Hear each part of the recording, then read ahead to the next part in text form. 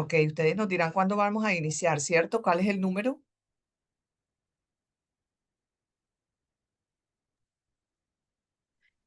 Nueve cero Actualmente, cero.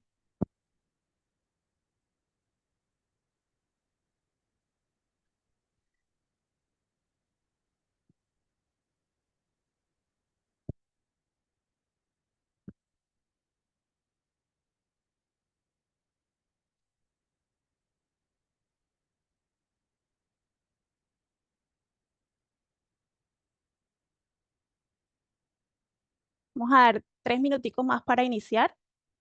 Hasta el momento tenemos 20 personas conectadas, entonces en breve daremos inicio.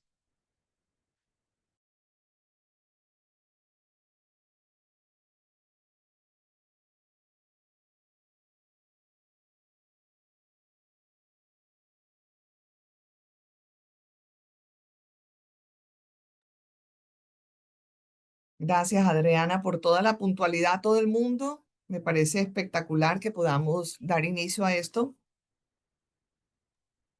Bueno, en nombre de AmCham Atlántico y Magdalena, Blanco de Castro Abogados y RCM Auditores, le damos la más cordial bienvenida a todas las personas aquí hoy presentes a nuestro Comité de Comercio Exterior. El tema que nos compete es las repercusiones de las decisiones del gobierno de Estados Unidos en las relaciones comerciales bilaterales.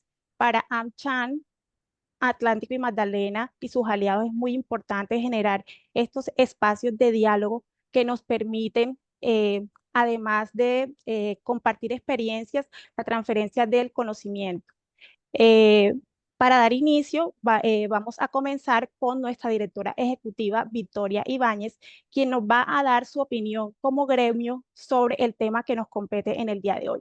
Entonces, sin más preámbulo, le doy paso a la señora Victoria Ibáñez. Vicky Ibáñez. Gracias, Adriana, mucho gusto. Bueno, bienvenidos todos.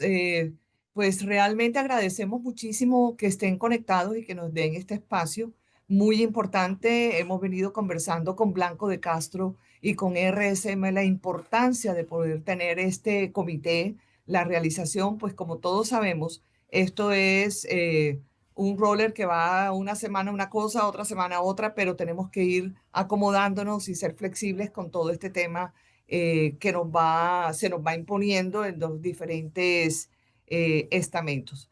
Sin embargo, quería comentarles un poquito que hace poco, pues regresé de Washington, D.C., en donde estuvimos todas las AmChams reunidas de Latinoamérica. Tenemos generalmente temas generales, topics que son realmente que nos afectan a todo Latinoamérica a nivel de comercio. Y estos son los temas y los pilares de nuestras reuniones allá en Washington. Sin embargo, en esta ocasión, la Cámara de Comercio de Estados Unidos logró reunir, a pesar del shutdown, a algunos de los funcionarios del gobierno de Estados Unidos para poder conocer de primera mano de los pensamientos y pues lo que está pasando dentro del mismo gobierno de Estados Unidos y las afectaciones que esto puede tener en cuanto a las tarifas, los temas que tienen que ver con las imposiciones de otros países, la falta de competitividad en la que quedamos algunos o el beneficio de otros. Y pues en términos generales podemos decir que dieron como unas pautas muy importantes a las que nosotros tenemos que aferrarnos como Cámara Bilateral y poder seguir apoyando a todo el sector privado. Uno de los puntos importantes con lo que me empieza uno de ellos es los tratados son bilaterales, pero la estrategia es global. Y eso es algo que va a aplicar Estados Unidos a todo el mundo. No es nada más a Colombia, ni la afectación nada más de Sudamérica. Estos son unos puntos que son claves para el sector privado. El mensaje que al final terminan diciéndonos es hay que resistir, resistir y resistir. Tenemos que seguir trabajando mucho más para poder aguantar lo que esto falte y poder dar de pronto unos cambios en las medidas, especialmente garantizando un cambio en el 2026. Sabemos que no podemos hablar de la geopolítica, ¿cierto, Brian? Pero esto al final termina afectándonos a todos. Otro punto importante, el sector privado debe seguir haciendo lobbying en Estados Unidos, debe seguir conectado con cada uno los sectores por sectores, ir hablando con todos las partes del gobierno de allá. ¿Qué es lo que pasa? A pesar de los diferentes pensamientos que existen entre la parte política, se refiere al primer nivel, pues los funcionarios de los gobiernos siguen conversando y esos procesos siguen avanzando, porque son los funcionarios que tienen el conocimiento, que saben la trayectoria y que esos son los que siguen trabajando por cada uno de nuestros países. Entonces, en ese orden de ideas, tres puntos claves que tenemos que tener en cuenta, pero que no nos exime de poder conocer a través de este Comité de Comercio Exterior toda esta parte reglamentaria y de gran protocolo comercial que en el caso de Blanco, Erwin Blanco con su Blanco de Castro y José Luis Salgado con RSM y que también tenemos a Brian Carreto hoy invitado desde Estados Unidos viendo su óptica desde el otro lado. Muy importante conocer las últimas repercusiones de todas estas decisiones del gobierno de Estados Unidos, porque querramos o no, pues Estados Unidos sigue siendo nuestro socio estratégico número uno para el tema comercial y para muchos otros temas. Entonces, quería como contarles que en medio de todo nosotros regresamos a nuestros países un poco con incertidumbre, pero al mismo tiempo un poco más tranquilos porque sí fue el mensaje como resistir, resistir. Sabemos que aquí hay una afectación por una sola persona y también sabemos que el gobierno de Estados Unidos entiende la magnitud de la afectación para el empresariado de Colombia si esto llegara a afectar directamente y nos hubieran impuesto pues unas sanciones tan bárbaras como las de un Brasil, por ejemplo. Eso hubiera sido catastrófico para nosotros. Entonces yo creo que no me voy a extender más, pero sí darle la palabra a ustedes para que ya Erwin, José Luis y Brian inicien pues con su gran comité que hoy nos une a más de 30 personas y estamos esperando mucho más que inicien. Bueno, entonces bienvenidos.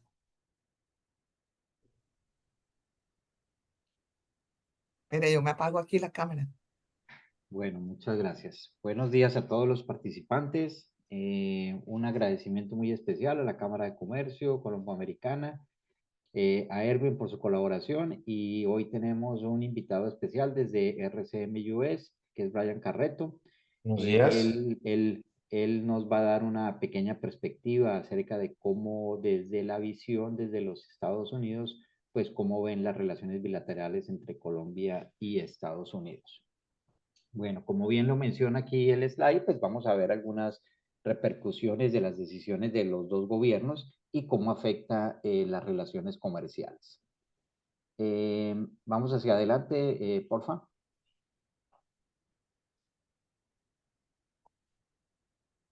Bueno, tenemos tres puntos generales aquí en la agenda. El primero es el comercio bilateral, es decir, nos vamos a tratar de devolver un poquito en la historia, no siendo tan extensivos, de cómo nace la relación, cómo se ha comportado las relaciones entre Colombia y Estados Unidos, haciendo énfasis pues de que indudablemente a través del TLC, o sea, qué pasó antes del TLC, con la entrada en vigencia del TLC, obviamente hay unos sectores en los cuales pues gracias al TLC pues se han incrementado sus ventas y el crecimiento ha sido supremamente importante. Solamente, pues, digamos, de aquí de la costa, todo el tema de aluminio, ventanas, puertas, a nivel nacional, pues, el café, las flores, obviamente, y algunos otros sectores que se han venido beneficiando. Entonces, más adelante vamos a ver algunas cifras de cómo el comercio bilateral se ha incrementado producto del TLC.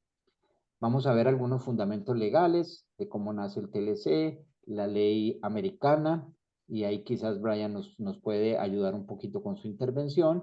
Y pues por último, y lo más importante, pues vamos a dar una serie de recomendaciones, de estrategias, cómo podemos mitigar un poco todo este tema de las repercusiones de las decisiones. Y pues hay algo que sí, seguramente, como lo decía Vicky, pues esto es un tema más de darle espera, de trasegar un poquito con esta incertidumbre. Pero bueno, esto es como el objetivo de esta charla. Entonces vamos hacia adelante. Dale. Bueno, entonces, Ervin, doctor Ervin, entonces adelante con este slide donde nos vas a contar un poquito la historia de qué ha pasado. Bueno, un saludo muy especial a Vicky y todo el equipo de la Cámara, por supuesto a Brian en Estados Unidos, en RCM Estados Unidos, y a José Luis Salgado por estar presentes en este comité, y un agradecimiento especial a todos los que están participando en el día de hoy en esta invitación al comité de ANSHAN de Comercio Exterior. Digamos que vale la pena hacer una mención rápida del siguiente contexto histórico. Colombia en el pasado tenía una integración prioritariamente sur-sur. Nuestro comercio exterior era un comercio intrarregional, subregional, en donde nuestros principales socios estaban en la región.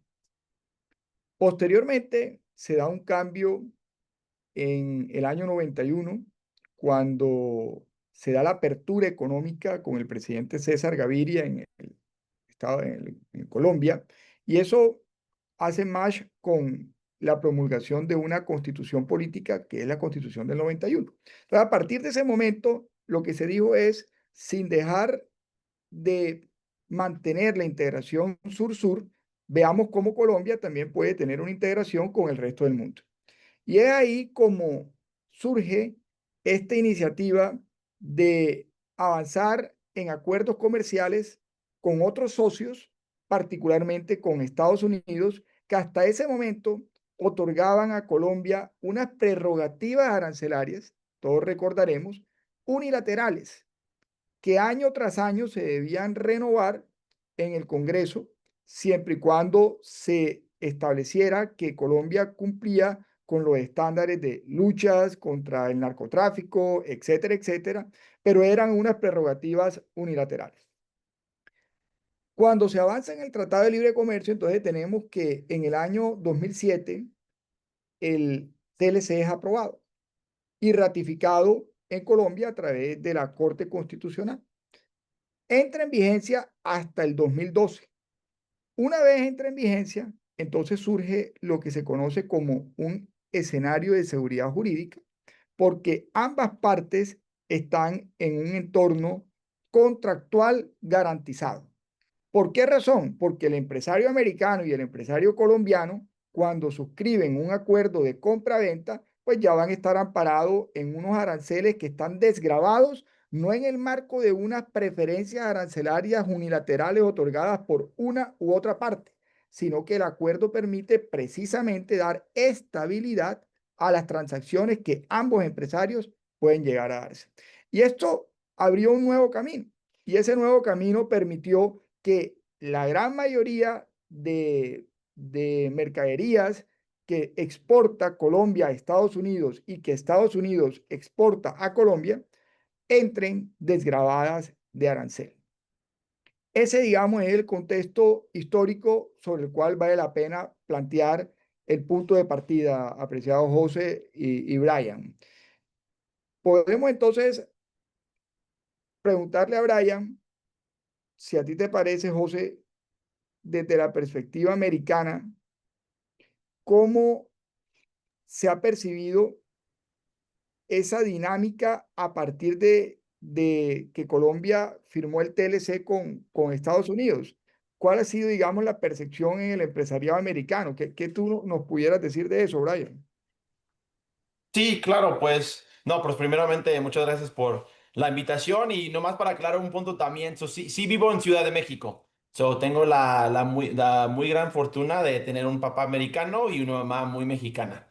Tengo la doble nacionalidad. Siempre le digo a todos que tengo dos identidades. Estoy en México, soy muy, muy, muy mexicano, como José Luis sabe, y estoy en Estados Unidos y soy 100% americano.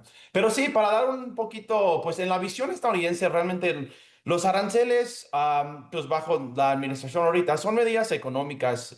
No solo son medidas económicas, sino herramientas de presión estratégica, ¿no? Se utilizan para obtener concesiones comerciales. Estados Unidos sabe que Colombia depende de su mercado para exportaciones claves como café, flores, textiles, cosas así. Y por eso, cuando la Casa Blanca impone aranceles, o como mencionaste en tu muy buen discurso ahorita, la intención no es romper la relación, sino forzar una negociación comercial. Y realmente Colombia es uno de los aliados políticos más importantes de la TAM. Desde la perspectiva estadounidense, Colombia es un socio estratégico y también un proveedor muy relevante. A nivel económico, o sea, miles de empresas estadounidenses dependen de los insumos colombianos, especialmente flores, café y combustibles. Y por eso, aunque Washington usa aranceles, su objetivo real es mantener y moderar y mantener la relación y moderar a términos favorables a cualquier país, ¿no? Y pues sí, históricamente Estados Unidos ha aplicado el Monroe Doctrine y es un poco relacionado que el Monroe Doctrine es hace un poco más años de lo que mencionas, pero ahí va, ¿no? Colombia es clave por tres razones: seguridad regional, economía estratégica y competencia global. Los aranceles funcionan como un recordatorio político y más que nada comercial. Si deseas acceso, privilegio al mercado estadounidense, debes alinearte con quizás nuestros intereses o intereses que involucran todo a Latinoamérica.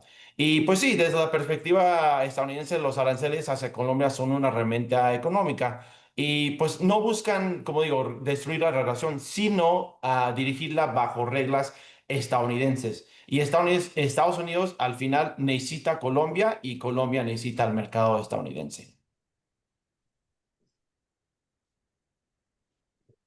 Bueno, sí, Brian, yo comparto contigo tu opinión. De pronto resalto el punto de que obviamente esto le va a pegar a unas industrias que a otras tienen un impacto mayor, como tú bien lo mencionabas, y yo en el marco teórico que estaba mencionando, pues indudablemente cuando uno mira las cifras económicas del país, pues hay unos sectores en los cuales pues el crecimiento, como lo contaba Erwin, del año 2012, antes de la entrada en vigencia del Tratado de Libre Comercio, pues indudablemente las flores, como tú bien lo mencionas, el tema de petróleo y todo el sector de aceites y demás, el tema de puertas, ventanas, aluminio en general, todos los elementos de los textiles, como bien lo mencionabas. Entonces, indudablemente yo creo que estos son presiones de lado y lado. Obviamente, pez grande come a pez pequeño, entonces en ese orden de ideas, si nosotros queremos seguir siendo un aliado comercial con Estados Unidos, como bien lo mencionabas, pues nos tenemos que alinear y se vuelven medidas de alguna forma forzosas. Como lo comentaba Vicky, pues digamos simplemente, y bueno, nosotros, Brian, que tenemos clientes en común de temas de café, pues vemos que uno de los sectores más importantes en los cuales de alguna manera todavía no se ha visto el impacto de los aranceles es el café. Sí. Uno de los competidores más importantes pues, son Vietnam y son Brasil. Ellos en términos económicos, frente a los aranceles del 10% que más adelante nos va a comentar Erwin, pues seguimos siendo competitivos en el mercado americano. Entonces el café sigue siendo uno de los productos más exitosos y con una entrada hacia el mercado americano y pues si lo comparamos con los competidores brasileños y de Vietnam, pues tenemos una ventaja competitiva muy importante. Muy bien. Sí, José Además, Luis, no para interrumpirte, pero sí, qué bueno que mencionas eso, porque sí, ha escuchado y leí un dato el otro día en el Washington Post, que sí, o sea, la exportación como mencionas, el café, y pues es algo muy personal para tú y perdón por mi Spanglish algunas veces, como digo, algunas veces sí me sale el inglés y el español, perdóname, pero sí, como mencionas, José Luis, o sea, es muy importante la exportación de café, ¿no? Y como tenemos ese cliente en común, sabemos que aunque no hemos visto tanto algo que impacte tanto la empresa, pero obviamente con todo esto de lo que va a seguir en los próximos meses y años, quién sabe, bajo esta administración, pues sí, no hay que ver cómo influye. Muy bien, sí, señor. Bueno, dale, Duván, por favor. Bueno, entonces aquí viene el segundo tema gordo del conversatorio. Entonces, pues como ya lo comentaba Erwin, pues veníamos de un no tratado del gobierno Gaviria, viene el Tratado de Libre Comercio, ¿se acuerdan la frase ceremoniosa del señor Gaviria? Bienvenidos al futuro. Y entonces ahí entramos en el TLC. Entonces, en estos últimos meses, pues han surgido algunos asuntos adicionales, que es el arancel del 10% hacia los productos colombianos. Entonces, cuéntanos un poquito, Erwin, desarrolla un poquito el tema, teniendo en cuenta pues todos los efectos fiscales, aspectos de la inversión que pueden afectar la inversión extranjera en Colombia y pues ahorita miramos algunas de las consecuencias que pueden suceder al interior de las compañías. Sí, José. Pues básicamente, vean, aquí debemos partir de la siguiente premisa, y es, ¿por qué llegamos a unos aranceles del 10% para Colombia y para el resto del mundo? Que no es solamente para Colombia. Y la razón básica es que el lema del actual presidente Trump, que lo dijo en campaña reiteradamente, es: hagamos a Estados Unidos grande nuevamente, y para ello vamos a tener una protección de la industria nacional y vamos a tener una repatriación de capitales y una relocalización de industrias americanas que están en el resto del globo nuevamente en Estados Unidos. Y a partir de ese programa de gobierno, empiezan a darse una serie de revisiones en cuanto a la balanza comercial de Estados Unidos, con el propósito de ver en qué casos la balanza comercial era deficitaria y en qué casos era superavitaria. Y de la evaluación que se llevó a cabo, entonces desde luego se llegó a conclusiones como que hay ciertos países a los que Estados Unidos les vende X cantidad, pero a la gran mayoría de países lo que hace es que les compra una gran cantidad. Desde luego, esto hace que el gobierno adopte, con el propósito de equilibrar la balanza y tornarla superavitaria, que se imponga una medida correctiva, si se quiere, que puede llamarse arancel. Y el arancel lo que va es a equiparar que el valor del producto que se está importando tenga de cierta forma el mismo valor de lo que podría generar una producción interna o local. Y a partir de ahí, entonces se da una mayor tarifa arancelaria para países como China, para países como Brasil, y una tarifa menor general para países como Colombia. Esto nos lleva a que la nueva realidad al día de hoy es que el arancel cero se convierte en el 10%. O sea, ya debemos partir de que el nuevo arancel cero es el 10%. De ahí para arriba tenemos un arancel escalonado dependiendo de cómo efectivamente se comporta o no, en este caso, la balanza de los diferentes países que interactúan con Estados Unidos. Dicho esto, también vale la pena tener presente lo siguiente, y es Colombia no, Estados Unidos es un país que tiene un Producto Interno Bruto extremadamente fuerte. Y eso hace que la capacidad adquisitiva de los ciudadanos o de las personas en Estados Unidos sea una capacidad adquisitiva que le permita poder adquirir bienes y servicios en gran cantidades, que no es rentable producir en Estados Unidos. Y por eso se da una gran cantidad de importaciones de bienes que satisfacen las necesidades del consumidor americano. Hay que ver si efectivamente la industria americana al momento de estructurar sus costos y gastos, llegan a la conclusión de que es más rentable producir en Estados Unidos que importar del resto del mundo productos que definitivamente no generan valor agregado, sino son productos de la cotidianidad. Entonces, eso es un punto que hay que tener en el radar. Otro punto que hay que tener en el radar es que Estados Unidos al día de hoy es un país apetecido desde el punto de vista del resguardo de capitales por tener la hegemonía de la divisa. Es decir, todas las transacciones que se desarrollan en el mundo están expresadas hoy en día en el dólar de los Estados Unidos de América. ¿Qué sucedió? Pues a partir de todo este proceso de reconstrucción de la posguerra, en donde Estados Unidos desde Bretton Woods adoptó el dólar como la moneda refugio y la divisa hegemónica a nivel del mundo. Anteriormente era la libra esterlina y no era el Wall Street, sino era la City de Londres. Entonces, esto hace que Estados Unidos tenga una balanza, puede que deficitaria en ciertas cosas, pero tiene una balanza de capitales que siempre va a ser superavitaria porque la mayoría de países y de personas encuentran en el dólar, a pesar de que Nixon lo volvió una moneda fiduciaria, encuentran que es la moneda de refugio por excelencia. Listo, ese es otro punto. Y ahora, para aterrizar en lo que está ocurriendo hoy en día, vale la pena hacer un comentario de cierre para darle la palabra nuevamente a José y a Brian. Hoy en día, ¿quién está asumiendo este mayor arancel que se está imponiendo a los diferentes territorios? Esa es la pregunta. ¿Quién está asumiendo ese mayor arancel?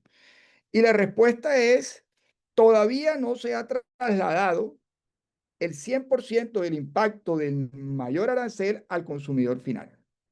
Ese impacto mayoritariamente lo está asumiendo las empresas americanas que están importando a Estados Unidos. Y por una razón sencilla, y es porque, como veremos más adelante, hay una serie de acciones que se están llevando a cabo tanto en el entorno legal como en el entorno diplomático para tratar de revertir estas medidas arancelarias que se están colocando en los diferentes países. Entonces, como no hay una línea estable al día de hoy que garantice que estos aranceles están siendo o van a ser permanentes en el tiempo, las empresas no han tomado la decisión de que efectivamente trasladan al consumidor final. Pero en la medida que se empiecen a dar resultados a nivel de las cortes, a nivel de fallos judiciales, a nivel de permanencia en el tiempo de estos aranceles, entonces desde luego que sí va a haber un traslado del impacto al consumidor final. Y ahí entonces, ¿qué va a hacer el empresariado americano? Va a empezar a hacer algo que se llama una diversificación de proveeduría. Es decir, va a empezar a evaluar en qué territorios se encuentra el mismo producto que efectivamente le permita ingresar a Estados Unidos con una desgravación menor a la que puede generarse si lo compra en un territorio diferente. Con esto cierro para que de esa forma podamos darnos cuenta de que al día de hoy estamos en un intermedio que da lugar a evaluar el panorama, pero todavía no para tomar decisiones que sean estructurales, porque la dinámica es cambiante y lo que es hoy, mañana puede ser totalmente diferente, José. Y Brian. Sí, sí, sí, Erwin. Pero entonces, como mi interés eh, es colombiano y yo tengo una empresa colombiana y yo tengo una empresa manufacturera en Colombia y como de alguna manera tú lo mencionas, desde la perspectiva de Estados Unidos, pues va a haber una revisión de la proveeduría. Ok, entonces yo como industria colombiana, dependiendo del sector, ¿cómo llego a ser competitivo frente al mercado americano o a la nueva evaluación que tienen que hacer las compañías americanas? Entonces yo diría, pucha, pues hay que hacer una reingeniería al interior de las compañías, tal cual como tú lo mencionas. Ya no, ya mi piso ya no es cero, mi piso se vuelve 10%. ¿Cómo me vuelvo competitivo en el mercado americano? ¿Qué ¿qué le podemos decir aquí a los participantes? ¿Cómo me vuelvo más competitivo? Porque es la única manera de entrar al mercado o seguir sosteniendo nuestros productos en el mercado americano. Si mi piso ya no es cero, si no llego a un 10, pues de alguna manera tengo que compararme con algo. Y ese alguien seguramente son otras empresas de otras latitudes en las cuales tengo que hacer una comparabilidad de cómo voy a entrar yo al mercado americano para volverme competitivo. Y Bueno, esa es una pregunta que yo creo que fácil todo o difícil. la respuesta. Y a ver, Sí, Erwin, y realmente pues tocaste dos puntos muy claves, ¿no? Primero que, pues sí, yo pienso que el lado del empresario, pues sí, tiene que buscar un proveedor, ¿no? Porque te voy a decir que en Estados Unidos, como dices, es muy, muy caro fabricar la manufactura y la verdad es que y obviamente hablan mucho de que, como mencionaste, de la administración quería pues fabricar aquí, pero la verdad es que a corto plazo es muy difícil porque en Estados Unidos no tenemos la infraestructura para hacerlo. Y realmente un empresario lo ve muy caro como una inversión de capital a largo plazo. Y obviamente ustedes saben que las empresas de bolsa aquí no son de largo plazo, son de cada 3 meses. Y que tienes que darle resultados a tus inversionistas. O si no, el precio del stock pues baja, ¿no? Y eso es mucha presión para las empresas. Por eso no lo veo tan viable que Estados Unidos completamente cambie y diga, no, pues vamos a hacerlo domésticamente, ¿no? Lo que mencionaste es muy importante, que sí, van a tener que buscar, o las empresas colombianas van a tener que ser competitivas, o, como mencionaste, los empresarios americanos van a buscar un proveedor donde no tiene ese 10%. Otro punto que también tocaste es muy importante, que sí, ¿quién lo va a pagar, no? Y hemos visto que algunas empresas americanas, aunque después de una semana de que mencionó algo Trump, le pusieron como un impuesto, supuestamente, que dice como arancel, y pues uno te pregunta, pues, ok, si y José y yo somos auditores, o sea, sabemos esto, ¿no? O sea, este inventario que compraste hace 3 meses sin arancel, me lo estás vendiendo ahorita y ¿cómo le estás poniendo un arancel? So, al final del día, algunas veces es triste, pero lo que estamos viendo, no solo estamos en Estados Unidos, una cosa muy foránea para el americano es la inflación muy alta que tuvimos los últimos años, ¿no? Que le pegó muy fuerte al americano, pero también que este impuesto, supuestamente del arancel, que en algunos productos que quizás vamos a ver que, pues sí, al final del día el que va a pagar el costo quizás pueda ser el consumidor no final. Pero bueno, pues sí, mencionaste, Erwin, que sí, yo pienso que pues sí, mantenerse competitivo al lado colombiano, porque pues sí, las empresas americanas no creo que van a buscar domésticamente, porque como mencionas, es muy caro y buscar quizás otro país que no sea Colombia ese producto. Ojalá no, porque mis amigos colombianos pues quiero que les vaya muy bien, pero obviamente sí, va a ser muy competitivo. Pero, ¿y qué tan buen jugador puede ser México, tu madre Sí, patria? sí, Porque claro. al final los tratados de libre comercio, pues un poco va como el foco que yo estaba tratando de llegar. Yo, empresa colombiana, tengo que comenzar a buscar comparables. Y un comparable muy cercano hacia Estados Unidos se vuelve México, en donde tú dices, pues la mano de obra es mucho más barata, el americano no está pensando en construir ni llevarse la manufactura para allá. Entonces, una buena perspectiva también para México es eso, que seguramente en algunos de los productos tienen unos aranceles o tienen un tratado también mucho más beneficioso del que nosotros podemos tener.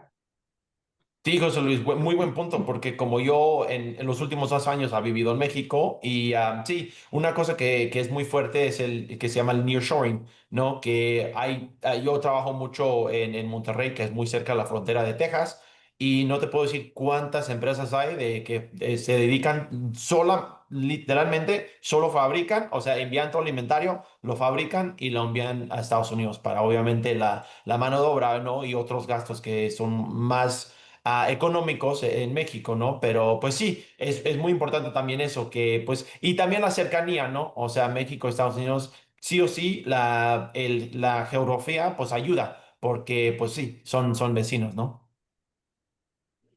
Claro, yo ahí también complemento lo siguiente. Hoy en día México y Canadá, pero hablemos de México que está más en el entorno suramericano, desde luego que tiene unas ventajas competitivas y comparativas frente a Colombia porque logró con Estados Unidos que gran parte de su canasta entrara desgravada a Estados Unidos y no se le impusiera el arancel que le están imponiendo al resto de los países. Desde luego, México se comprometió también a hacer una serie de acciones frente a Estados Unidos que le llevaron a que Estados Unidos le permitiera ingresar gran parte de sus productos desgravados a Estados Unidos. Entonces, Colombia hoy en día, bajo la posibilidad que abrió el mismo presidente de Estados Unidos, tiene la posibilidad de poder desgravar cuatro sectores que son claves: el agro, las flores, el café, etcétera, etcétera, siempre y cuando logremos tener algo que es una alineación con los propósitos de Estados Unidos. Eso fue, digamos, una alternativa que se abrió recientemente por parte del presidente Trump y que México lo hizo muy bien y logró un resultado muy rápido y que Colombia, desde luego, también tiene la posibilidad de hacerlo en la medida que logre ofrecer un alineamiento al país de Estados Unidos. Eso es por un lado. Entonces, otro punto que es importante frente a tu pregunta, José, es, hombre, mencionaba Brian el nearshoring. Tú me corregirás en esto A ver, si hay algo que puede sonar impreciso, Brian. México está hoy en día recibiendo cualquier cantidad de empresas que se están relocalizando en México. Desde hace años esa tendencia se viene dando precisamente para poder que esas cadenas de suministro que cuando se tenían en Asia particularmente y se presentó el tema del COVID, se vieron interrumpidas. Entonces dijeron, vamos a ver cómo logramos tener una proveeduría más cercana, que tenga un mismo horario y que de alguna forma nos permita tener unos costos y gastos logísticos más competitivos. Entonces se traslada parte de esa proveeduría a México. Y es México uno de los grandes ganadores del nearshoring, ¿sí? Pero, ¿qué ha pasado hoy en día en México? Que es tanto el desarrollo del nearshoring que han tenido que prácticamente México está llegando al límite de su capacidad para poder accionar las ventajas del nearshoring. Entonces, Colombia, ¿cómo puede entrar a ser un jugador interesante en este caso? Colombia pudiera ser una especie de México. Podría proveerle a México lo que México hoy en día, por la alta capacidad o alta saturación que tiene, no está en capacidad de poder proveer.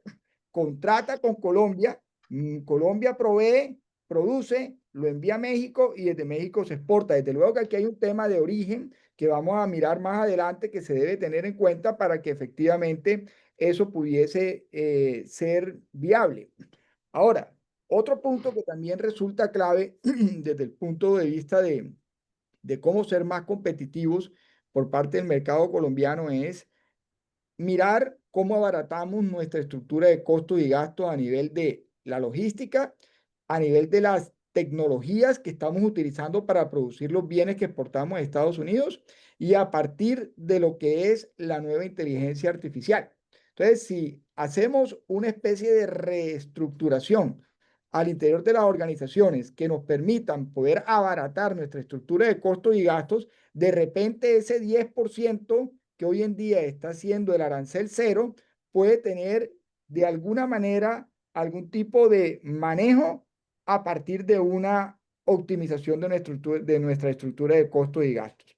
Y por último, también podríamos pensar en tener unas estructuras, que esto es algo un poco ya más avanzado, pero unas estructuras internacionales en donde Colombia las empresas colombianas pudieran tener vinculadas en terceros países con los que no se tiene el arancel que se le impuso a Colombia y de esa forma pudiéramos pensar que tengamos una operación intercompany a partir de la cual logremos que esa operación fluya con unas características económicas un poco más favorables. Entonces, alternativas hay, desde luego que sí. Esto lo estamos lanzando aquí desde una perspectiva high level, en abstracto, pero hay que Borrador. aterrizarlo. ¿Sí? Es un borrador. Pero alternativas hay para poder maniobrar el tema de cómo ser competitivo en el marco de la nueva realidad del 10%. Bueno, muy bien. Sigamos adelante, Duan, por favor. Bueno, no sé, Erwin, si quieres, aunque ya de alguna manera lo hemos mencionado, pues, ¿qué se prevé? Pues de pronto se prevé una caída de la inversión americana en el primer semestre, como se ha visto en lo corrido de este año. Esperemos a ver qué pasa con los numeritos del segundo semestre. Dale, Duan. Este slide corresponde a una información tomada del DANE, en la cual pues se registró un déficit comercial, mientras que en agosto se presentó un déficit de 1.312, es decir, que el déficit comercial se ha venido aumentando, producto del slide anterior también, debido a una disminución de la inversión de Estados Unidos hacia Colombia. Dale, Duan. Bueno, listo. Entonces, entramos a otro tema ahí, y ahí yo tengo una pregunta, Erwin, y un poco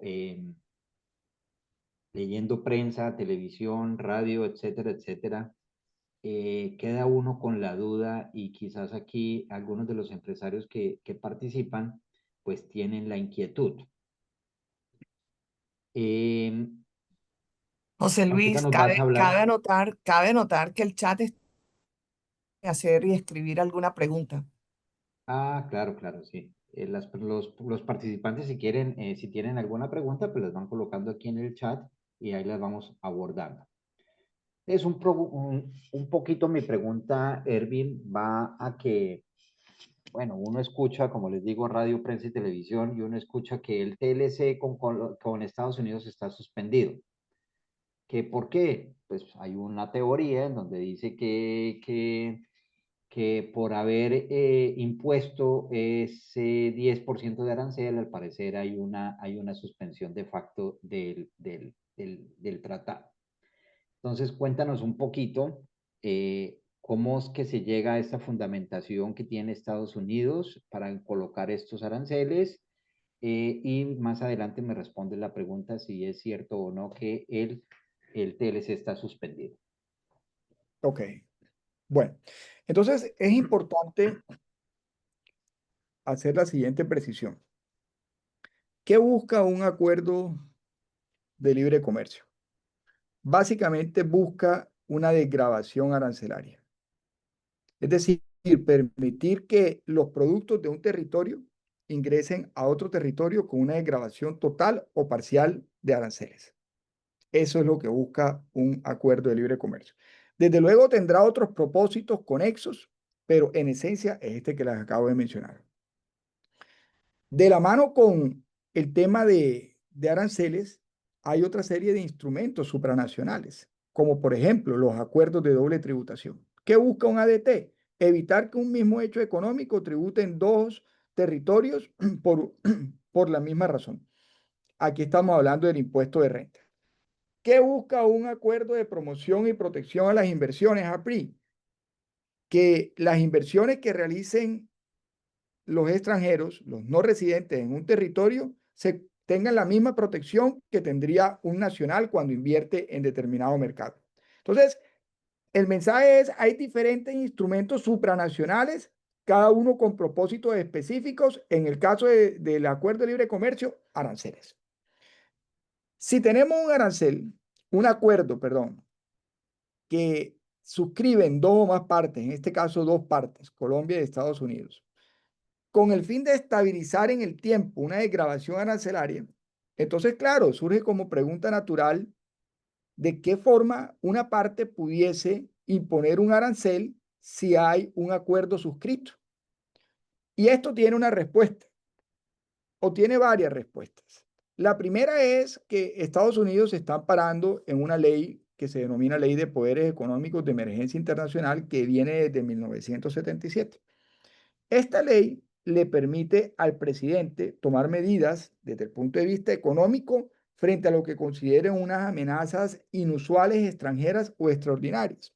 Entonces, a partir de esta ley, se emite una declaratoria de emergencia económica por parte de Estados Unidos, y a partir de esa emergencia económica se adoptan las medidas extraordinarias que hoy en día se están viendo. Entonces, el primer gran fundamento que tiene Estados Unidos hoy en día para poder imponer un arancel a otros territorios con los que tenga un tratado de libre comercio es este que acabamos de mencionar.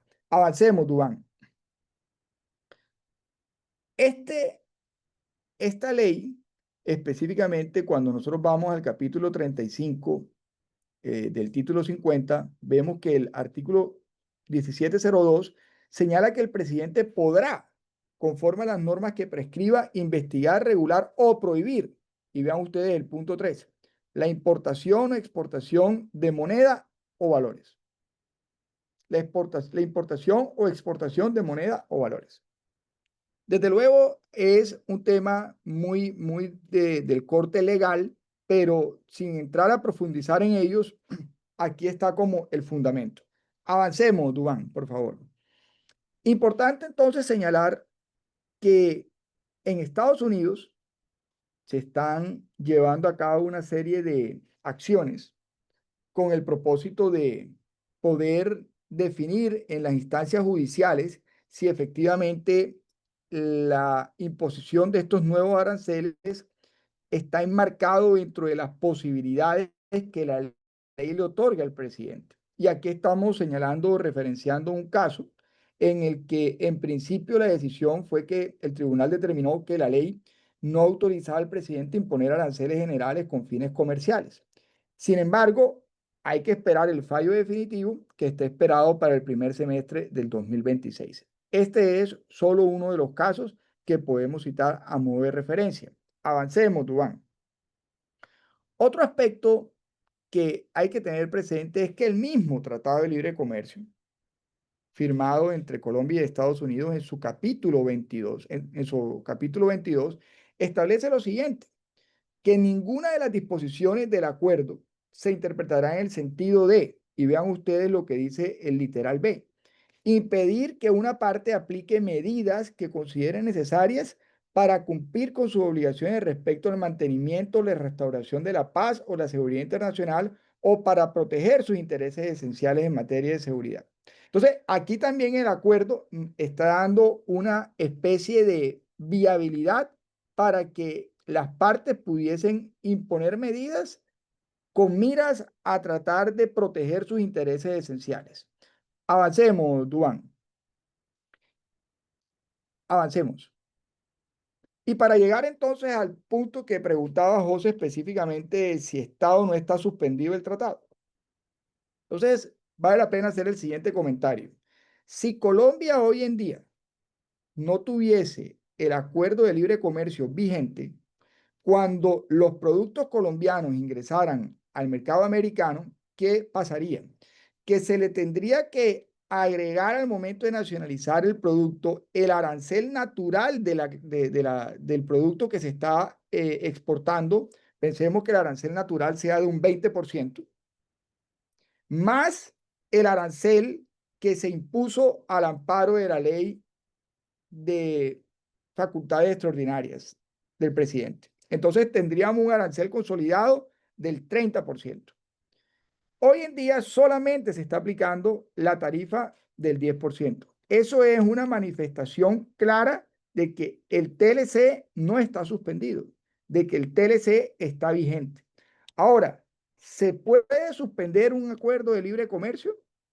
La respuesta naturalmente es sí, pero para que eso se lleve a cabo se tiene que surtir una serie de pasos y una vez se culminen los pasos que están dados en el mismo acuerdo, se debe otorgar un periodo de gracia para que efectivamente las partes logren llevar a cabo la transición y poder estabilizar sus mercados. Entonces, la respuesta es, ¿se puede? Claro que se puede, pero al día de hoy no está suspendido el tratado. Y finalizo con esto. Adelante, Duván. Finalizo con que en Colombia, la ley 2294 del 2023, que es el Plan de Desarrollo Nacional, incorporó en su artículo 259 lo que se denominan aranceles inteligentes y de defensa comercial. Y me voy a permitir leerlo textualmente. El gobierno nacional promoverá la defensa comercial de la nación mediante una política de remedios comerciales y aranceles inteligentes. El gobierno nacional estará autorizado para adoptar medidas comerciales de carácter restrictivo o de fomento por razones de seguridad nacional, incluyendo soberanía alimentaria y protección de la industria y mercado. Entonces, quedó habilitada la posibilidad también para que desde la perspectiva colombiana se pudiese adoptar un arancel a productos de países con los que se tienen suscritos acuerdos de libre comercio. Desde luego es un escenario que no lo vemos viable, pero está el marco jurídico dado para que eventualmente este escenario se pudiera llevar a cabo. Entonces, con esto, José, traté de responder como varios puntos de tu inquietud. Ok, listo, Viejo Verde, muchas gracias. Pero entonces me surgen, de acuerdo con tu exposición, pues van surgiendo algunos temas adicionales que de pronto Brian también nos puede colaborar. Uno, Brian, ¿tú crees que desde la perspectiva americana exista la intención hoy en día, como esto es cambiante, hoy en día pudiese existir la probabilidad de que el presidente Trump aumente los aranceles del 10% que ya nos dijo Erwin, que son los que están vigentes y que el tratado no está suspendido? Entonces yo sigo con las mismas leyes comerciales que venía.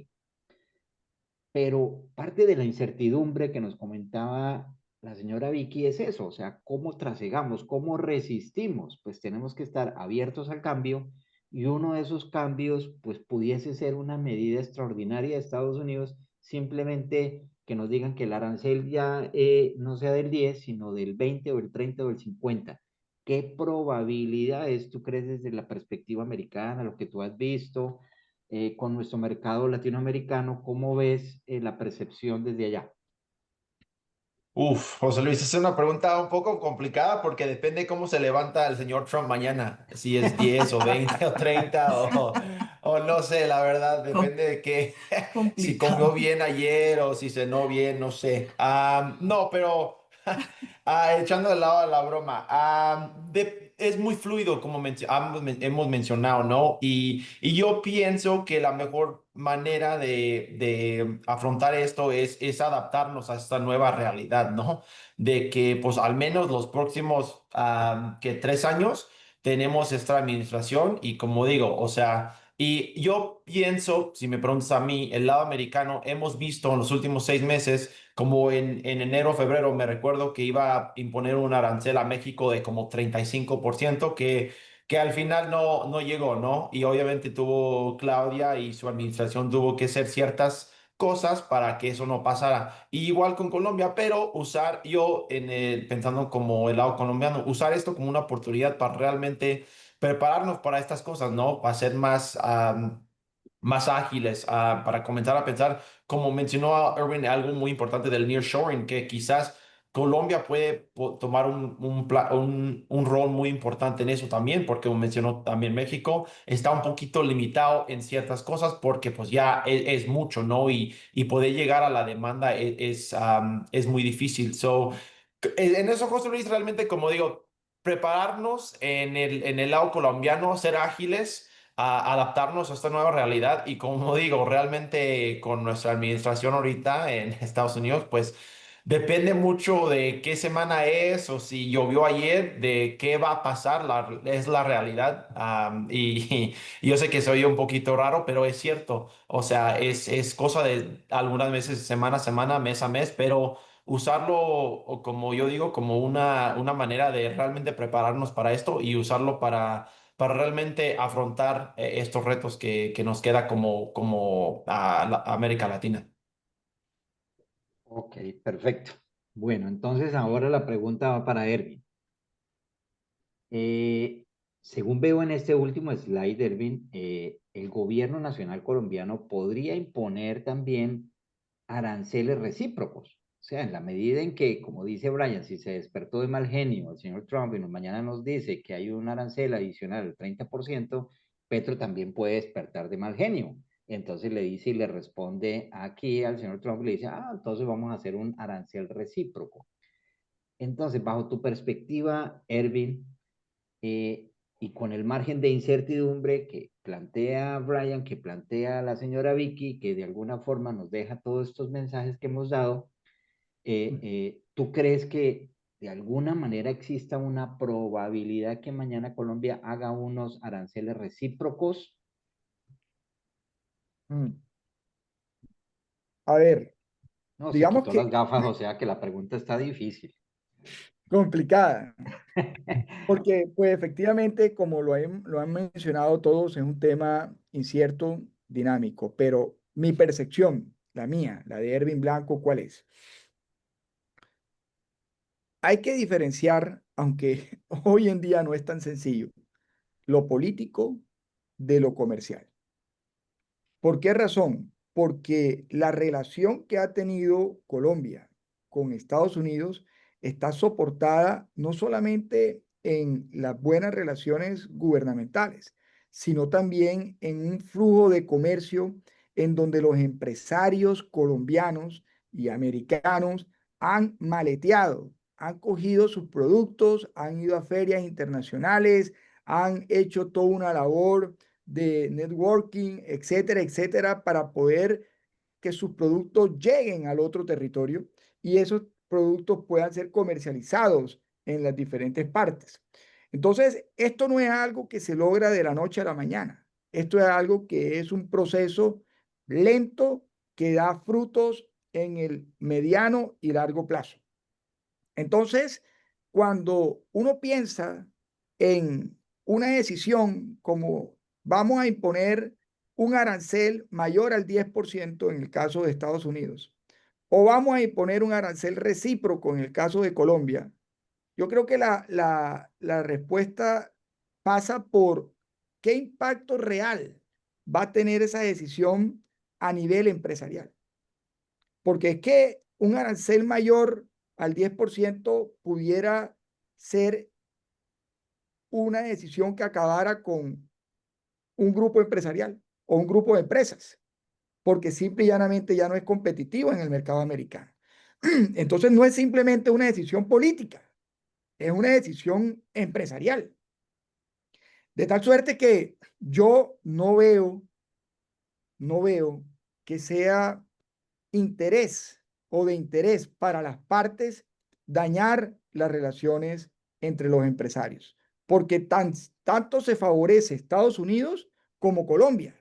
O sea, es un win to win. Aquí ganamos todos. Entonces, tomar una decisión de esta naturaleza no es una decisión que va en contra del gobierno. Esto es una decisión que va en contra del empresariado y la sostenibilidad económica de ambas partes. Por esa razón, José y Brian, yo soy del criterio que no se avisora en el horizonte cercano un incremento arancelario de esta naturaleza. Ahora, desde el punto de vista de las probabilidades, ¿es posible? Pues claro, ya acabamos de mencionar que es posible, pero yo creería que la probabilidad de que eso ocurra no es tan alta, no es tan alta. De hecho, hemos tenido mensajes del mismo gobierno americano en donde dicen, vamos a proteger la relación empresarial y vamos a cuidar el flujo de comercio. Entonces, esa es mi percepción frente al tema, José. Ok. Sí, yo también comparto lo mismo. Yo creo que hay que vivir dentro de la incertidumbre, pero la incertidumbre indudablemente es mucho más favorable hacia el empresariado.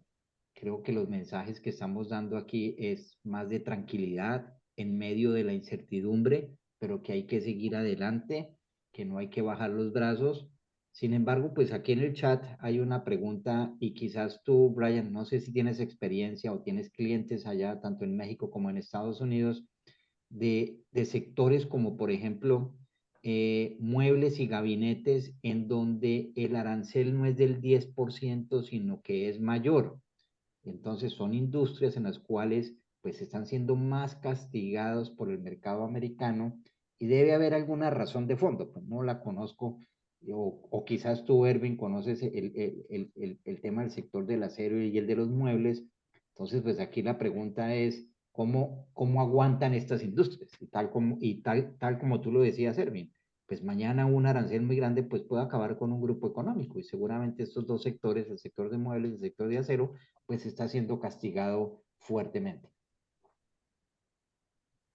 No sé, Brian, si tienes alguna percepción Sí, ahí sí, o sí, o Erwin. sea, no tanto en lo que es muebles, José Luis, pero lo que ha visto, y no en Colombia, pero como digo, esto es muy fluido y con Colombia está iniciando esto, pero un país que sí tuvo un arancel, sí fuerte y que se oye un poco chistoso decirlo, pero tienen como, no sé cómo traducir esto, pero son como action figures de Japón que importan y es una industria muy grande que mucha gente colecciona y tenemos un cliente en Estados Unidos muy grande y muy fuerte y sí, y ya comenzó a aplicar un impuesto a su mercancía de 20% y ha visto, y con eso disminuyeron los ingresos de un 15%. O sea, sí ha impactado muy, como mencionamos, o sea, los que realmente vienen siendo afectados son los empresarios, ¿no? Y ojalá, pues con esto no manche esa relación entre los empresarios americanos y colombianos, pero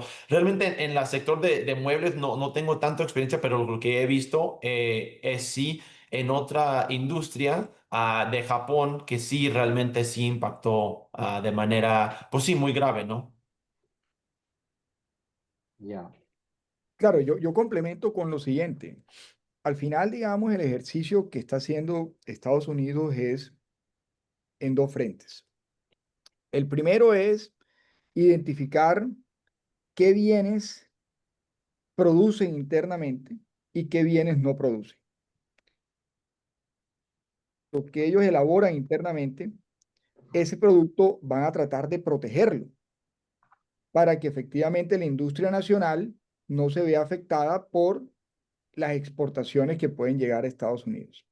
Pero si es un producto que ellos no producen o que lo producen pero en cantidades limitadas, menores, que no alcanza a suplir las necesidades del mercado americano, pues en ese caso el arancel para esos productos es un arancel menor, porque pues necesitan que ese producto llegue al mercado americano para suplir las necesidades de su conglomerado social.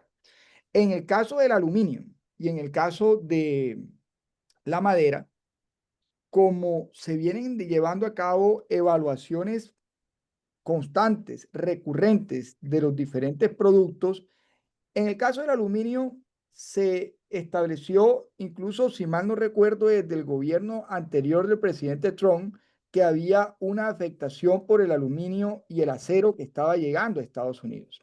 Y por esa razón se tomó la decisión de colocarle un arancel mayor a las importaciones de aluminio y de acero. Lo mismo está ocurriendo con el tema de la madera, que en principio estaban dentro de las excepciones, pero ya después quedaron incorporados dentro de las tarifas arancelarias que le están colocando a las importaciones de Estados Unidos. Entonces la respuesta es, dependiendo lo que Estados Unidos hoy en día considere que debe proteger a nivel de su industria nacional, es que se va a mover el tema de una mayor tarifa arancelaria o una menor tarifa arancelaria. Y eso es lo que estamos viendo particularmente con el caso de la madera y del aluminio que se está mencionando en el chat. sí, correcto. Aquí la señora Elena González menciona que el sector a nosotros nos está afectando la sección 232, el 50% sobre el acero. Claro, es la sesión Entonces, lo que, 232, es precisamente esa, la que busca el tema de recurrentemente evaluar cómo puede impactar las importaciones a Estados Unidos de los productos. ok. Bueno, listo, sigamos. Adelante. Bueno, antes de las recomendaciones, Ervin, yo tengo una serie de preguntas aquí, un poco más para poderla tener clara. Y es, pues bueno, como hemos sabido, tanto el presidente, su ex esposa, su hijo y el ministro Benedetti han sido incluidos en la lista Clinton o en la lista OFAC. Entonces, pues ayer o en estos días hemos recibido algunas llamadas de algunos clientes en los cuales tienen, yo tengo varios clientes del sector petrolero, de servicios petroleros, y pues uno de sus clientes principales se vuelve Ecopetrol.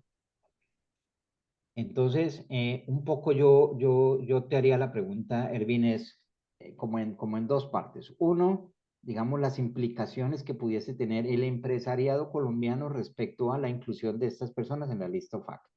Y segundo, ¿cómo le respondemos a esos clientes donde no dicen miércoles, mi principal cliente se vuelve Ecopetrol, como Ecopetrol es la principal estatal petrolera, me podrían vincular a la lista Clinton por tener relaciones y por el hecho de que el jefe de Estado sea incluido en la lista Clinton? Entonces son como esas dos preguntitas, Herbert. ¿Fácil o difícil? Se quitó No, las gafas, miércoles. No, eso sí este, está grave. Sí, sí. José, pero supuestamente usted y yo somos socios estratégicos, aliados de buena vibra. Entonces, ¿cómo me va a estar haciendo preguntas de esa naturaleza? No, ¿Ah? y espere la que le tengo a Brian ahorita. Óyeme, y eso que dijimos que no íbamos a hablar del tema político. Sí, sí, sí, sí, sí. Pero bueno, ya que el hombre lanzó la pregunta, yo voy a dar mi opinión. Resulta que las sanciones que se imponen a partir de la OFAC son sanciones a título personal, a pesar de que también se pueden imponer sanciones a título de países. Pero hoy en día estamos viendo unas sanciones a título de personas. Es decir, hay unas personas que están incluidas en la lista y esas personas son las que tienen las repercusiones. Entonces, ¿cómo se comporta el tema? El tema se comporta que, en este caso, el presidente es el representante del Estado en diferentes roles. Pero para que pudiera tenerse algún tipo de afectación en cuanto al relacionamiento comercial, se debería validar si el presidente o alguna de las personas que están incluidas dentro de la lista tienen una participación accionaria directa o indirecta en las empresas con las que se está realizando la transacción comercial.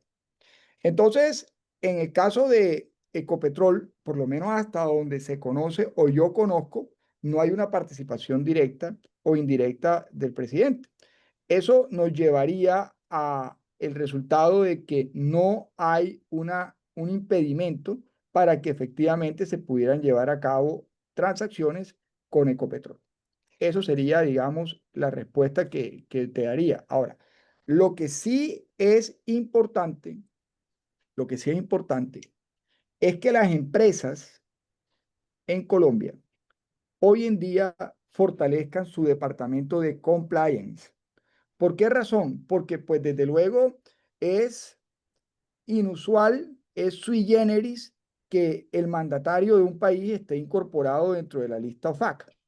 Entonces, ¿eso qué va a generar? Va a generar seguramente que se tengan que robustecer las verificaciones preliminares que se deben hacer con los diferentes terceros con los que se va a llevar a cabo operaciones mercantiles o de servicios. Tratándose puntualmente del tema de comercio bilateral y de comercio exterior, aquí en Colombia hay una circular que es la circular 170, que obliga a las empresas a tener un sistema de gestión de riesgos, que obliga a designar a un oficial de cumplimiento, que obliga a realizar unas verificaciones en listas restrictivas previo a entablar cualquier tipo de relacionamiento con terceras partes, que obliga a hacer una serie de reportes periódicos a la Unidad de Información y Análisis Financiero, UIAF, operaciones que se consideren sospechosas u operaciones que se desarrollen por rangos económicos que superen lo que está establecido en la norma. Entonces, desde luego que al margen de lo que pueda significar para la persona como tal estar incluido en este caso en las listas OFAC desde el punto de vista corporativo, esto sí hace que el ambiente en Colombia genere la necesidad de que se robustezca el área de compliance de las compañías, particularmente en lo que tiene que ver con la verificación del lavado de activos y financiación del terrorismo de las partes con las que se está interactuando. Y concluyo con esto. Esa verificación pasa por algo que es una debida diligencia. Y la debida diligencia es un elemento que mañana más tarde puede permitirle a una compañía exponer o argumentar un eximente de responsabilidad. Entonces, si el proceso de verificación no se hace con la rigurosidad que se debe hacer, eso quiere decir que la debida diligencia no fue acorde a los estándares que se esperan desde una perspectiva objetiva.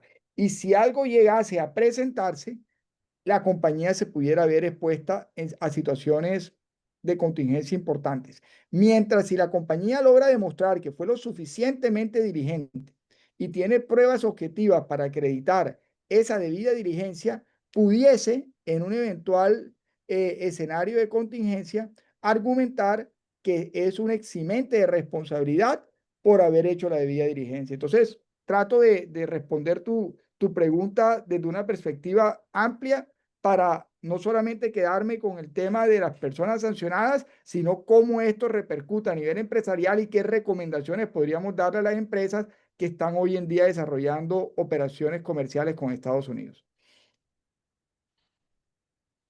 Ok, entendido.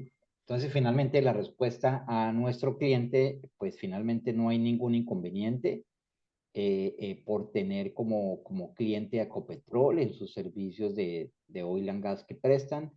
Y listo, ese es el mensaje. Pero pues también, pues ya entramos en el tema de las recomendaciones y la primera recomendación que tú estás dando es obviamente el fortalecimiento del compliance, el fortalecimiento del due diligence y una palabra clave que siempre mencionas en tus intervenciones, que es el defense file, ¿no? O sea, tener un archivo de defensa fuerte para cualquier potencial contingencia. Bueno, la pregunta un poquito para Brian y entrando aquí en este slide de las recomendaciones estratégicas. Nuestro rol, Brian, como sabes, nosotros somos muy cuadriculados, somos contadores de profesión, somos auditores, vamos pegados al número, cuestionamos los números de las compañías y proveemos recomendaciones de valor hacia el mejoramiento continuo de las entidades en sus resultados. Entonces, desde tu perspectiva, Brian, y creo que en alguno de tus apartes que comentaste, lo mencionaste, obviamente va a haber una baja de la demanda, de pronto se van a sensibilizar los números de las ventas, va a haber una disminución sobre las ventas, ¿qué va a pasar con los costos? Entonces, si miro alrededor de un panel de una compañía que tenga caso específico del acero o de las maderas que tienen un efecto bien importante, o la generalidad de las empresas, si queremos darle aquí a los participantes unas recomendaciones desde el punto de vista del área de finanzas o del área de compliance, ¿tú cómo lo ves desde la perspectiva de nosotros como auditores y mirando la perspectiva de los números de las compañías? Sí, José Luis, como mencionaste, yo pienso que algo de los controles internos, ¿no? Porque algunas veces sí, con esta incertidumbre que vimos un poco con los aranceles, pues sí puede haber un poco de presión, ¿no? Para hacer ciertas cosas. Y pues sí, mi recomendación para mi cliente, y esto siempre, o sea, con los aranceles o no, es realmente mantener un sistema de control interno muy robusto, muy fuerte, a realmente monitorear y no precipitarnos y hacer una decisión a base de que quizás un mes o 2 meses, no sé, el mercado se está comportando de cierta manera y no sé, hacer decisiones muy a corto plazo, ¿no? Esto es, como mencionó Irving, una cosa que sí es fluida, pero a la misma vez pensar en lo largo plazo, ¿no? Cómo podemos adaptarnos a lo que vivimos hoy en día. Pues sí, eso, ¿no? Mantener un sistema de control interno muy fuerte y también seguir monitoreando a los resultados, no solo mes a mes, pero también pensando a largo plazo para no hacer decisiones muy precipitadas quizás a muy corto plazo. Sí, perfecto. Ok, Brian, muchas gracias por tus apuntes. Viejo Erwin, quisiera que nos ayudaras a comprender un poquito el tema de la tercera recomendación que está pintada ahí en el slide y son las flexibilidades de los contratos. Pues poner un contrato flexible no lo veo tan claro. Entonces, si nos ayudas a comprender cómo, desde el punto ¿Cuál de es la vista cláusula legal, flexible? Exacto. exacto, cómo puedo flexibilizar, porque pues ya vemos que pues si no flexibilizo, pues al final tengo un costo, tengo un consumidor, tengo que transformar, tengo que trasladárselo al consumidor final. ¿Cómo hago un contrato flexible? Claro. Entonces, pues a ver, hoy en día con esta dinámica global que tenemos, hay que partir de un principio rector en el comercio internacional y es que los pactos son para cumplirse. Ese es el principio rector. Entonces, lo que uno pacta, efectivamente, se debe cumplir. Y cualquier entidad judicial o arbitral en el mundo va siempre a priorizar el cumplimiento de los contratos. Pero nosotros podemos incorporar dentro de los contratos unas cláusulas que digan algo poco más o menos como lo siguiente. En el evento que las condiciones que fueron determinantes para la celebración del presente contrato se modifiquen de forma abrupta para alguna o ambas partes, se tendrá la posibilidad de hacer una revisión con el propósito de volver al equilibrio económico de la relación contractual. Para ello, las partes acuerdan poder establecer un comité o una sesión periódica de revisión o de monitoreo en el que vamos a estar haciendo el seguimiento pertinente para llevar a la conclusión de si efectivamente se mantienen en el tiempo o no las características propias de la negociación inicial. Si se pacta una cláusula o unas cláusulas de esta naturaleza, no es que estemos diciendo que no hay un precio base. Claro que lo hay. No es que estemos diciendo que no hay unas reglas de juego claras al principio. Claro que las hay. Pero también estamos dejando abierta la posibilidad de que si mañana más tarde el arancel pasa del 10 al 50, entonces, pues desde luego la estructura de costos y gastos que se tuvo en consideración para hacer el negocio bajo las realidades del 10% no son las mismas del 50%. Y esa cláusula habilita la posibilidad que las partes entren en un terreno de negociación. Si no se tiene un contrato con cláusulas de este tipo que le permitan flexibilidad al instrumento, mañana más tarde simplemente la parte que no se ve afectada va a exigir el cumplimiento a secas del contrato y no más. Entonces, por eso es importante más hoy en día tener contratos que permitan flexibilidad. Entonces, esa sería como la recomendación y la forma, o una de las formas, porque no es la única, en que dentro de un contrato se podría establecer flexibilidad.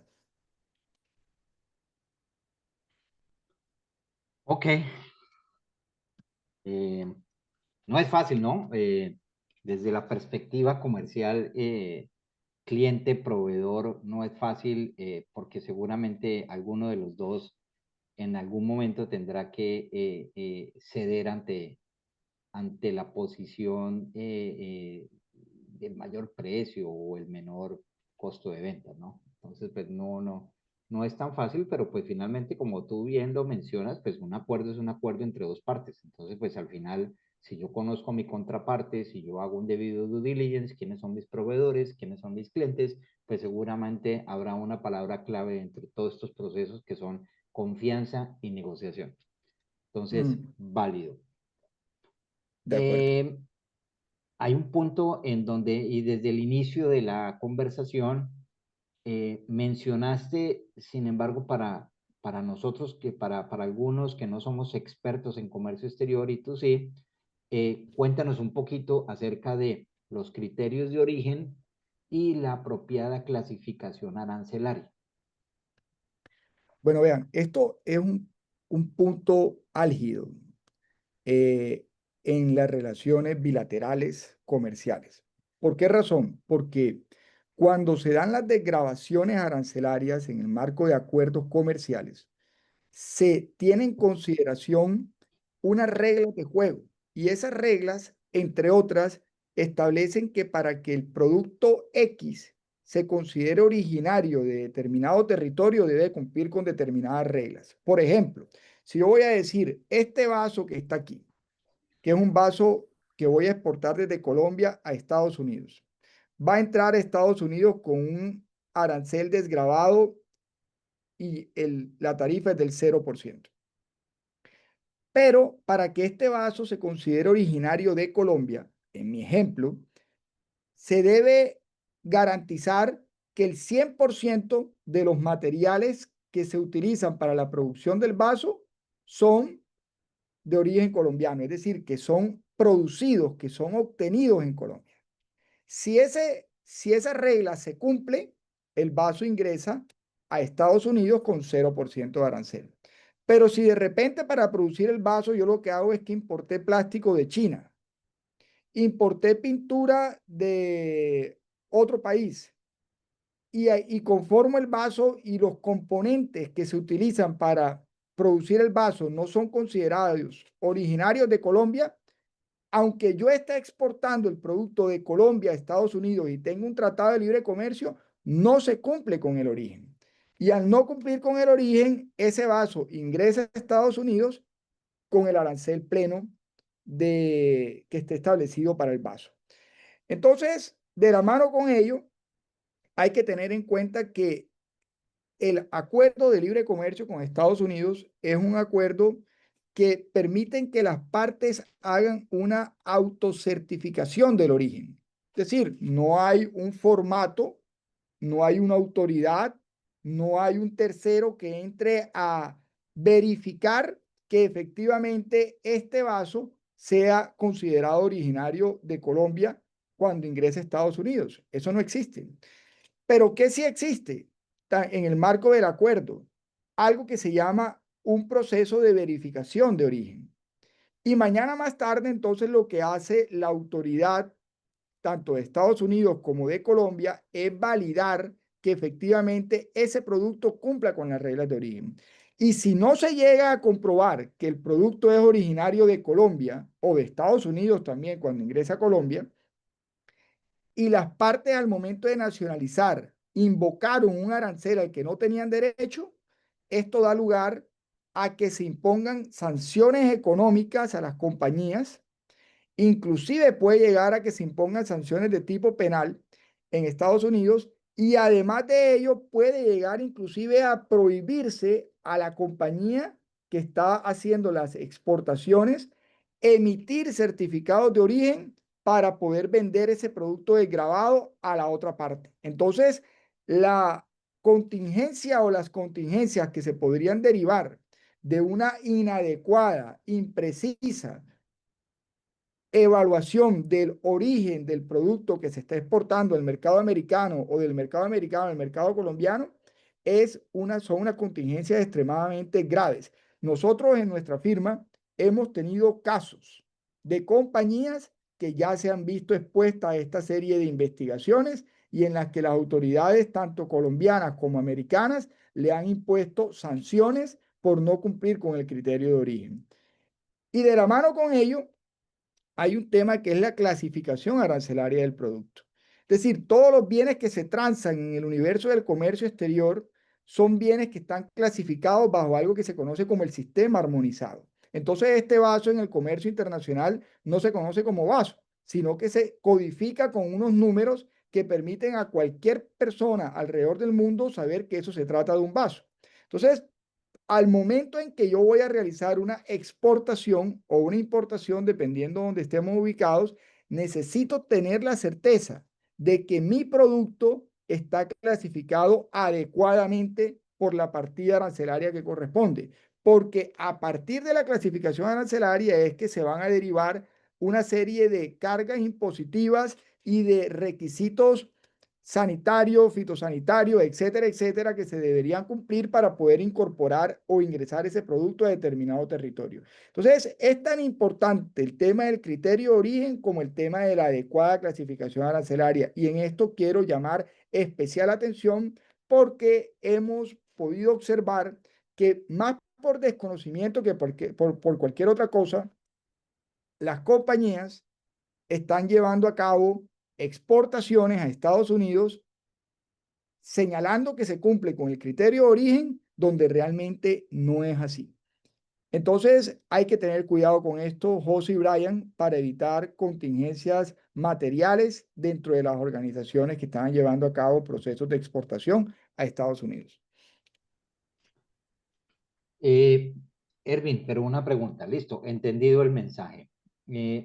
Como la segunda recomendación que estamos dando aquí es la eficiencia de proveedores, entonces yo de alguna manera tengo que hacer una reorganización de mi planta, mirar a ver de dónde traigo los productos y todo eso iría ligado también a lo que estás mencionando con los criterios de origen.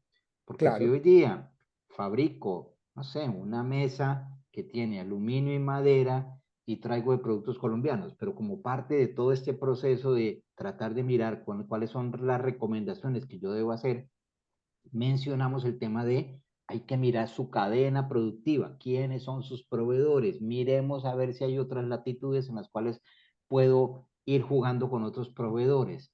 Entonces, en la medida que yo haga ese juego de cambio de proveedores, tengo que tener en cuenta lo que tú nos estás diciendo de los criterios de origen. así es, totalmente de acuerdo. Ok. You got it. Excelente, listo. Bueno, yo tengo una serie de recomendaciones ahí que quizás nos puede ayudar ahí a fortalecer Brian, como desde el punto de vista de cómo, de alguna manera, casi que eso es inevitable, el tema de los aranceles. Entonces, como lo decía Brian, en algún momento, pues los aranceles, ¿qué son? Es un mayor valor del producto. Si estamos hablando de un comprador, se me vuelve inventario, pues finalmente, ¿qué tengo que hacer? Mejorar mi cadena productiva, mejorar mi eficiencia en la fabricación, en sus costos fijos, costos variables, una cantidad de cosas que van alrededor de todo eso para poder trasladárselos al mi consumidor final.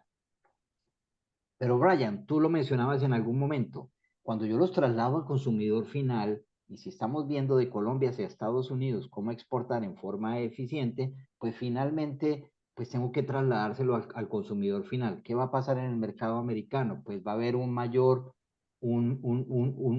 ese producto me puede costar mal y eso puede generar una mayor inflación. Y parte de lo que tú mencionabas es eso, o sea, cómo Estados Unidos está tratando de controlar unas inflaciones que tuvieron hace unos años mayores y ahora están tendiendo hacia la baja.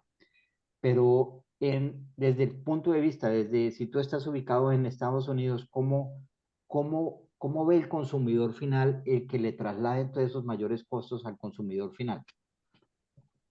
Uf, es una pregunta, sí, ok, sí, es una pregunta un poco complicada, José Luis, porque realmente si tú hablas con un americano en la calle, llámele un bancario o alguien que, no sé, que fabrica, todos lo sentimos igual. La verdad es que el americano a la inflación o un costo muy alto es muy alérgico. O sea, no, en nuestra economía no estamos acostumbrados a eso. Eso es algo muy fuerte y la realidad es que no lo hemos tomado como algo muy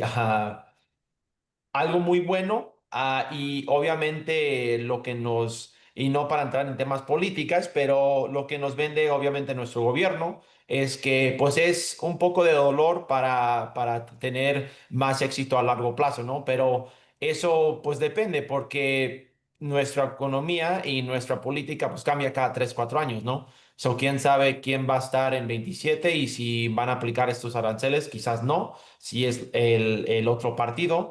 Y pues sí, realmente si me preguntas a mí, es un tema complicado porque la verdad es que, pues sí, a la mayoría de la gente no le parece muy bien esto, no le parece un movimiento muy bien porque al final del día, hasta nuestra economía, como la economía global, sí siento que se está contracting un poquito y sí está, hemos visto un poquito de no tanto crecimiento este año y obviamente eso influye mucho en la vida cotidiana de los americanos, ¿no? Y obviamente sí es un golpe muy fuerte que, como te mencioné, es algo pues un poquito fuera de que compras día a día, pero como esta empresa de Japón que envía estas figuras de como tipos juguetes, ¿no? Que hay mucha gente muy fanático de ellos y que han visto que sus ingresos han bajado mucho porque pues al americano le dices, no, pues te vas a tener que pagar 20% más, pues sí se complica, ¿no? Y obviamente con el estado económico que estamos viviendo también en Estados Unidos ahorita, que no es tan bueno y la gente es un poquito pesimista en ese aspecto, pues esto lo agrandece, ¿no? Ese dificultad que está teniendo el americano económicamente. Ok, Brian, gracias por tus comentarios. Erwin, ¿tienes algo que adicionar en cuanto a las recomendaciones? No hay ninguna pregunta en el chat. Eh, no sé qué tienes que agregar. Son las 10:31. Vamos media horita. O no sé, señora Vicky, o alguien de las personas que están escuchando, pues si tienen alguna pregunta, pues tenemos un espaciecito para generar esas preguntas. Sí, a mí me parece que es muy importante sumarle un poquito a estas recomendaciones, precisamente pues ampliar, lo hemos hablado en muchísimas ocasiones, que deberíamos de tener una sesión de reuniones en cada uno de estos ejes, teniendo el tema de compliance, el tema de eficiencia de proveedores y ampliar un poquito más cada uno de estos ejes temáticos como de comercio exterior. He hablado con Erwin para y contigo precisamente para la posibilidad de generar de pronto un curso rápido, pero que podamos tener como más profundidad en estos temas que estás haciendo como las recomendaciones estratégicas. Eh, Me surge una inquietud sobre el tema de criterios de origen, si eso también da pie a ampliar la información sobre el origen, que es algo que están también solicitando mucho y va a ser muy solicitado en los próximos cambios, llamémoslos así, porque es que esto cada vez va pidiendo más y más. Sí, nos agobian la cantidad de solicitudes, pero a pesar de todo eso, también nos hace mucho más competitivos y cumplir pues todos esos estándares que tanto exige para llegar a esos niveles de competencia que exige el mercado, un mercado global, especialmente el de Estados Unidos, que para nosotros es el más importante. Entonces, creo que por ese lado, por nosotros trabajaremos en estas recomendaciones, estas estrategias, los pilares estratégicos que ustedes colocan así, pero no sé si Erwin tiene algo más que comentar al respecto. Sí, Vicky, creo que es importante también señalar que al final nosotros debemos que a medida que se vayan dando los cambios, es posible que tengamos que incorporar otra serie de recomendaciones estratégicas. Por ejemplo, Claro, ¿qué pasaría si pensáramos en un escenario en el que la decisión de la Corte de Estados Unidos fuese que no se podía imponer un arancel? Entonces, qué pasará con los aranceles que se han tenido que pagar? ¿Será que se devuelven? ¿Será que no se devuelven? ¿Será que en el caso de que Colombia hoy en día desertificada, sin entrar, digamos, en los pormenores del tema por parte de Estados Unidos, con excepciones, porque a pesar de que está desertificada, tiene excepciones, ¿será que esas excepciones, a medida que Dios no lo permita, se agudice de pronto una tensión política, pudiera levantar parte de las excepciones que nos llevaran a un escenario adicional? ¿Será que si estuviésemos interesados en avanzar, en aprovechar esta oportunidad que se abrió por parte del presidente Trump de alinearnos con los propósitos y los intereses americanos, el mercado colombiano tuviera la posibilidad de desmontar ese 10% de arancel en sectores claves? ¿Será que entonces aquí vale la pena hacer un trabajo como se viene haciendo desde la Cámara Colomboamericana, pero con mayor ahínco por los sectores privilegiados con esta iniciativa para poder coadyuvar en ese propósito de desmonte del 10% de aranceles?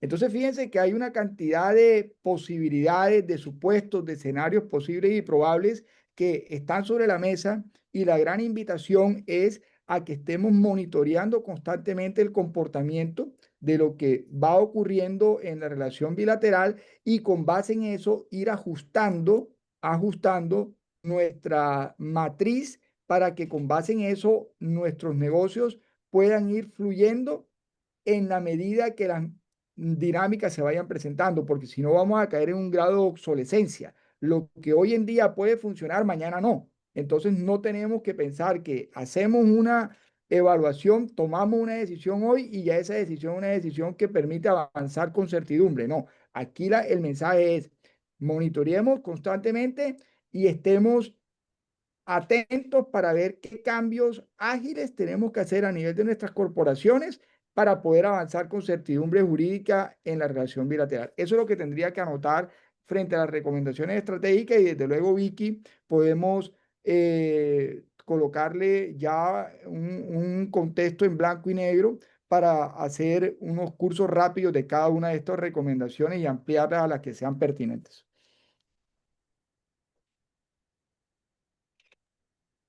Bueno, De acuerdo, de muchas gracias. acuerdo. Muchas gracias. Gracias, Erwin. Gracias, José Luis.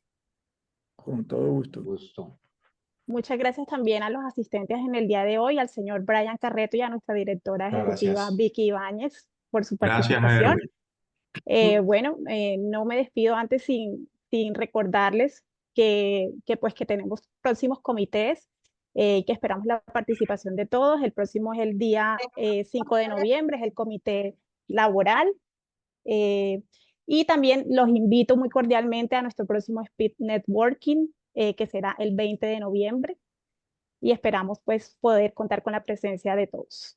Muchas gracias por este espacio y que tengan un feliz día. Ok. Chao, chao. Bueno, un muchas abrazo a gracias a Erwin todos. Blanco. Que esté muy bien. Para Jessica.